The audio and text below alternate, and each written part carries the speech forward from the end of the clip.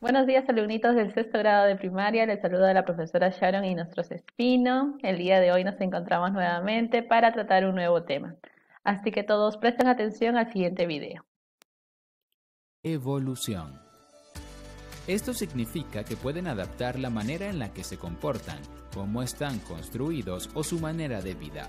Esto es necesario para que puedan sobrevivir y reproducirse en sus hábitats. Por ejemplo, las jirafas tienen cuellos largos para poder comer vegetación alta que otros animales no pueden alcanzar. El comportamiento también es una forma importante de adaptación.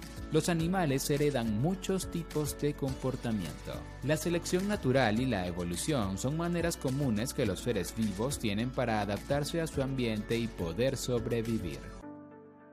Tienen un metabolismo. El metabolismo es un conjunto de transformaciones de sustancias químicas que ocurren dentro de las células de los seres vivos. Estas reacciones permiten que los organismos crezcan y se reproduzcan, mantengan sus estructuras y responden a sus ambientes. Las principales características del metabolismo son la conversión de comida, combustible en energía. La conversión de comida, combustible para crear proteínas, lípidos y carbohidratos, y la eliminación de desechos nitrogenados. El metabolismo puede ser dividido en catabolismo, referente a la descomposición de la materia orgánica, y en anabolismo, referente a la construcción de células de ácidos nucleídos y proteínas. Tienen distintos niveles de organización. Los seres vivos tienen organización molecular y celular. Organizan sus células en los siguientes niveles: tejido, grupo de células que llevan a cabo una función común; órganos, grupo de tejidos que llevan a cabo una función común; sistema de órganos, grupo de órganos que llevan a cabo una función común; organismo, un organismo vivo completo. Excreción, expulsan desperdicios. Los organismos vivos se deshacen de los desperdicios. La excreción es el proceso en el que los desperdicios metabólicos y otros materiales no útiles son eliminados de un organismo. En los vertebrados, este proceso es llevado a cabo principalmente por los pulmones, los riñones y la piel. La excreción es un proceso esencial en todas las formas de vida. En los mamíferos, la orina es expulsada a través de la uretra, la cual es parte del sistema urinario. En los organismos unicelulares, los productos de desperdicio son expulsados directamente a través de la superficie de la célula. Se nutren. La nutrición es el proceso de tomar comida y utilizarlo para hacer energía. Este proceso vital ayuda a los seres vivientes a obtener energía de varias fuentes. Los nutrientes son las sustancias que proveen nutrición. Todos los organismos vivos necesitan nutrientes para poder funcionar correctamente. Existen dos modos de nutrición: el modo autótrofo, en el que los organismos utilizan materia inorgánica simple para sintetizar comida propia, y el modo heterótrofo, en el que los organismos dependen de otros organismos para obtener su nutrición. Las plantas, las algas y algunas bacterias son autótrofas. Los hongos y todos los animales, incluyendo a los humanos, son heterótrofos. Homeostasis. La homeostasis se refiere a la habilidad de un organismo para mantener la estabilidad sin importar los cambios del ambiente. Las células vivas solo pueden funcionar dentro de un margen estrecho de condiciones de temperatura, pH, concentraciones de hierro y disponibilidad de nutrientes. Sin embargo, los seres vivos deben sobrevivir en un ambiente donde estas condiciones pueden variar de hora a hora o de temporada a temporada. Por este motivo, los organismos requieren de mecanismos que puedan mantener su estabilidad interna a pesar de los cambios en el ambiente. Alumnitos, entonces en el video hemos podido apreciar a los seres vivos. ¿Pero qué son los seres vivos? Los seres vivos son organismos. Los seres vivos son cuerpos que tienen una organización muy compleja, que están formadas por protoplasma. Y es en donde ocurren los procesos exclusivos como reproducción, como relación, como metabolismo, como nutrición y entre otros procesos. Ejemplos de seres vivos. ¿Qué tipo de ser vivo será? es un protozoario que se llama paramesio. Y el paramesio es un ser vivo, que su cuerpo está compuesto por una sola célula. Otro ejemplo de ser vivo. Los animales son organismos que su cuerpo están compuestos por muchas células. Otro ejemplo de ser vivo, las plantas, que son seres que crean su propio alimento a través de fotosíntesis. Otro ejemplo de ser vivo, las algas, que también son organismos que crean su propio alimento en los mares. Otro ejemplo de ser vivo, los hongos. Todos ellos entonces son seres vivos que tienen un cuerpo organizado, que realizan procesos vitales. Ahora vamos a estudiar las características de los seres vivos. Todos los seres vivos tienen una forma de organizarse. Esa organización es estructuralmente en base a su cuerpo. Veamos. Todo ser vivo tiene una mínima unidad, que es la célula. Cuando se unen las células y forman un conjunto, forman un tejido. Cuando los tejidos se unen, forman un órgano. Cuando los órganos se unen entre sí, forman los sistemas y aparatos. Y cuando los sistemas y aparatos se unen entre sí, forman el individuo. Otras características que tienen los seres vivos es el metabolismo, que es un conjunto de procesos químicos que ocurren dentro de un ser vivo y que hacen posible su existencia, crecimiento y desarrollo. Veamos un ejemplo. ¿Qué observamos? Unos pececitos. Esos peces, ¿qué órgano utilizan para intercambiar el oxígeno y el CO2 que se encuentran en el agua?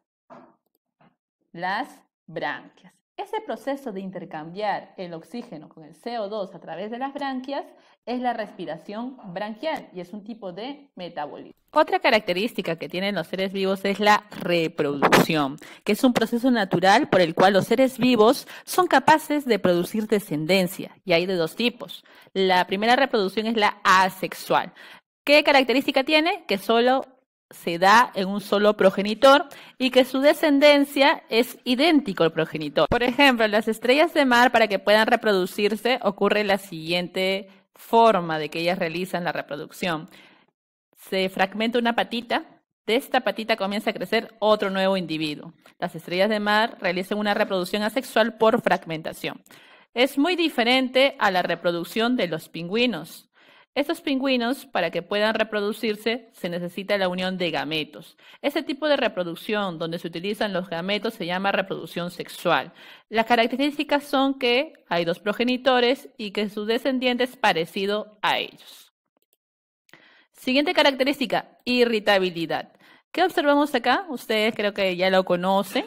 Es un chanchito de tierra. El chanchito de tierra siempre cuando va a percibir un peligro alrededor, va a tomar esta posición, como una especie de, se va a encasillar en sí mismo y va a formar como una pelotita, ¿no? Es una forma de protegerse. ¿Qué es irritabilidad? Irritabilidad se va a referir a la capacidad que tienen los seres vivos para responder a los estímulos de su ambiente o del interior de su cuerpo. En cambio, adaptación es cuando el ser vivo se va a acoplar a ese medio donde está viviendo. Y esto le va a permitir a ese organismo a que pueda relacionarse con el exterior y coordinar el funcionamiento de todos sus órganos y aparatos y sistemas. Por ejemplo, este pez, que antiguamente vivía de repente en un arrecife, fue extraído y fue llevado a una pecera. Para que pueda existir ese pececito tiene que adaptarse a este medio. Si no se adapta a este pez, va a llegar a morir. Y así muchos animales. Es por eso que nunca debemos tener tipos de animales salvajes o animales que sacan de los ecosistemas en nuestras casitas. Eso no está bien. Ellos tienen un lugar donde vivir, un lugar donde ellos se encuentran tranquilamente bien y debemos respetar eso nosotros. La otra característica de los seres vivos es la homeostasis. ¿Qué es la homeostasis?